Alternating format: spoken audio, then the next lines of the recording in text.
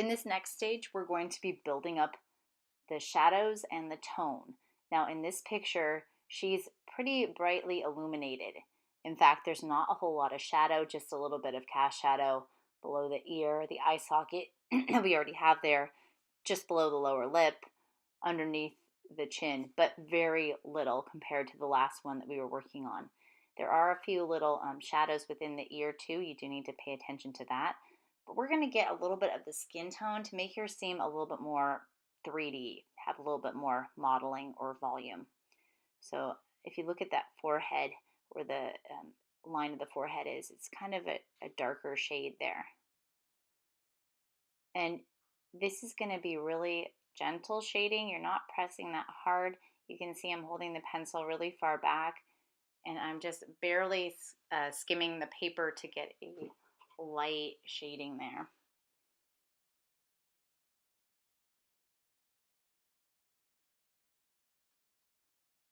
So right along her jawline, there's a mid-tone there. Just getting that in place. Of course, you don't want to get the whole thing to look red. You're not covering all the gray with red, but you are getting some of it.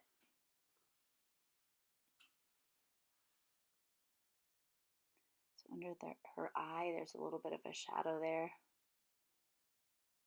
Light shading on the tip of the nose. This is all done in time lapse, so you can see it quickly. That way you don't have to watch me do it in real time. So that's a form shadow on that forehead. It should be a soft shadow that just kind of vanishes into the gray of the paper. It's kind of a gradient where you go from one shade to the next shade to an even lighter shade.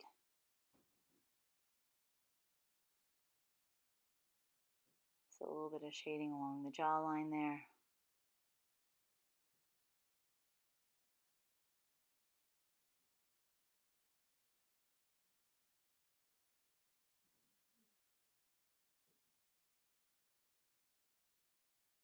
Even along the chin, there's a little bit of shading. You can kind of see the outline of her eye socket. There's a little bit of a shadow there.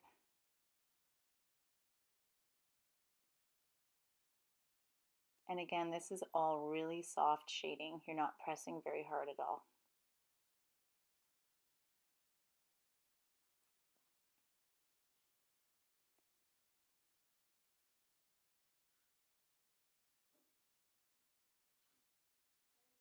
We're also going to carry down some of that shading into the neck area. You really have to compare values. I was looking at the jaw, comparing the jaw to the neck. She's got those nice cords in her neck where the muscle, you can see it pretty clearly on her neck there. So you want to get that in there as well. As a heads up, we're not going to be developing the shoulders much because we want the focus to be on the face.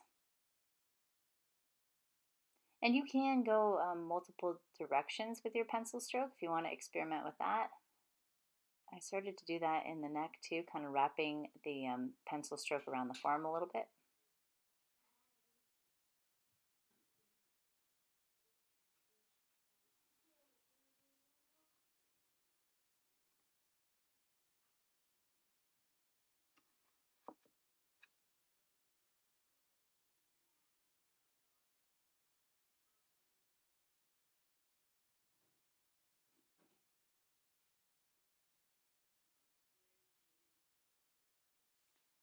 Okay, so I'm going to work with this a little bit off camera. Okay, so here's where I've gotten to so far. I've adjusted some things. I've worked a little bit more on the shading, trying to get a soft value there. And make sure you leave spots where you're planning on putting in the white. So you want to look at your reference picture and determine where is the brightest parts there. It might be a little bit on the nose, a little bit on the forehead, along her cheekbone. There's some areas where you know you're going to be putting white in. And we are ultimately going to go back into the hair and darken that hair up, get that hair to really contrast against the skin tone as well. So we'll be doing the hair after this. So that's it.